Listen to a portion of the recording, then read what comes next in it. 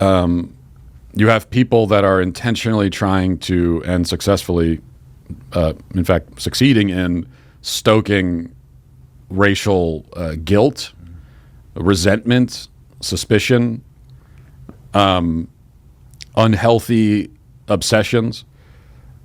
That's what they want to do because they profit off of it. And there's a lot of influence and power to be found. Matt Walsh schools podcaster Zuby over the rise of racism in America in this clip. And this is a good exchange between Matt Walsh and Zuby, where Matt Walsh absolutely nails when and why racism blew up again in America to Zuby, who does add a great point to the conversation. But Matt Walsh really drives home the root of the problem, which is deviant to say the least. Let's jump in. They have a vested interest in creating that sort of environment in society.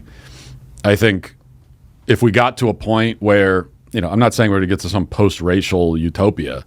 That's not going to happen, and so we have to be realists about it. And you're always going to have things like racism are always going to exist in the world because we're human beings. But if we got to a point in society where things were basically okay with the racial issues and most people weren't all that focused on it, and we weren't going around every day talking about racism. And if we got to that point, well, these people would be out of a job. Yeah. And more importantly, it's a tool of control and manipulation that's been taken away from them.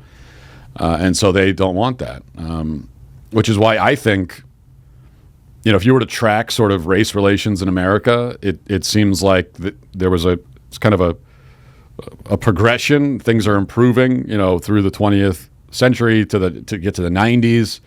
90s not perfect. I mean, you had OJ, you had race riots in LA, but it really seemed like things were getting better into the early 2000s, and then you get to Obama, and I'm certainly not the only person who's noticed that right around that time is where things started to go back the other direction. I mean, it wasn't long after Obama's into his second term when BLM popped up and all these things. Yeah. We started hearing about these alleged police brutality cases all the time, whereas before it was like every once in a while you'd hear.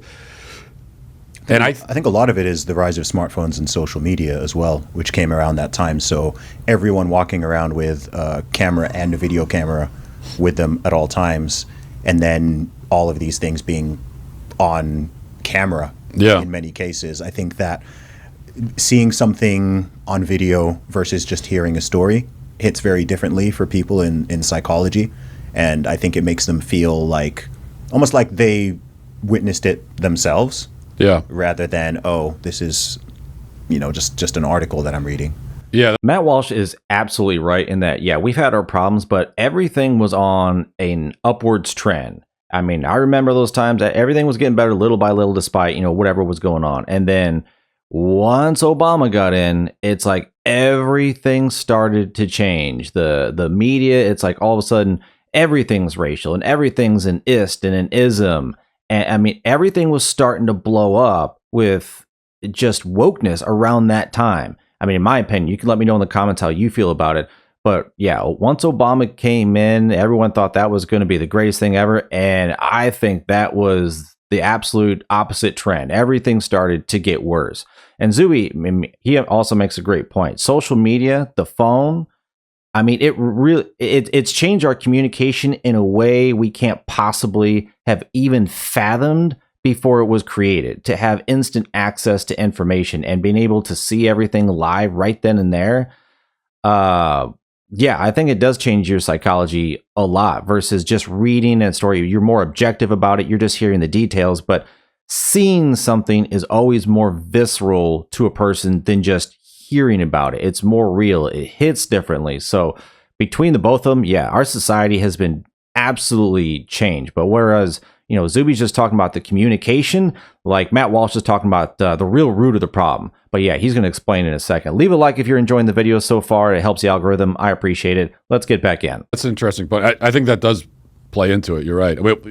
Well, anytime you're dissecting any kind of cultural change or shift, it's impossible to overstate the influence of social media and smartphones. I mean, it just changed everything. It changes the way people interact. It changes everything about being a human in the world. I mean, because it's this kind of, this is a tangent, but it's this it's a technology that really has no analog. There's nothing that existed like it before, because you could always say, well, cars changed the world. They did. But before that, there were horses, and cars are just a faster version of horses than they are. But with social media and smartphones, you can't really look back at something else and say, well, this is just a new version of that. It's really not. I mean, you had phones before, but you had nothing at all comparable to carrying something around in your pocket that gave you instant access to everything in the world, essentially. So anyway, that's part of it. But I also think that the Obama years contributed to this, because I think what happened was, you had these race hustlers who talked about systemic racism in America. America's systemically racist. Then we elect a black president, and to any normal, rational person, you would look at that as evidence. Now, I was not an Obama supporter, but you would at least think that, okay, well, we elected a black president. That's pretty good evidence that systemic racism is not an issue we have to worry about anymore. A black guy made it all the way to the top of the system. So clearly, this is systemic racism was not something we have to think about. Which, of course, it is evidence of that. But the race hustlers said, well, but we can't lose that. We can't lose that cudgel to beat people with. And so they had to actually ramp up their race hustling, in order to convince people that, no, yeah, we have a black president, but no, America's still racist. So they had to desperately grasp for other examples. And so that's where BLM comes from. And that's when we started hearing about all these police brutality cases that were not Michael Brown and those sorts of things. Yeah, folks, I do agree with Matt Walsh in that the real source of this is the grift. It's the people who found a way to monetize it. It's the people who figured out, we're going to be out of a job if all of a sudden we can't chase ambulances, and the Al Sharptons and the Jesse Jacksons, the new age of these people. But just like what Zuby was talking about with social media and the smartphone, that same instrument of communication became the same means that these people got their message out. And that's why it blew up so fast. It wasn't just the fact that you could see and hear these things, it's that there were people going out of their way to push this message.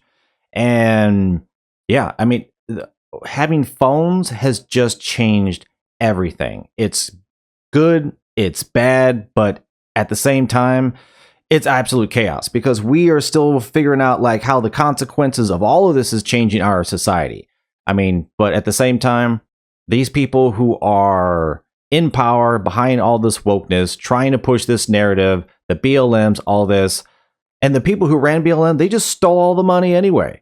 So all this pain, all this sorrow, all of this violence and anger, I think largely, yeah, it's been used for greed, nefarious purposes, just to push their own agenda, and it has not benefited anybody in the least. But folks, let me know your thoughts down below, and let me know what you think about what Matt Walsh had to say to Zuby in this conversation. Thanks for watching. Like and subscribe. Take care, and I'll see you on the next one.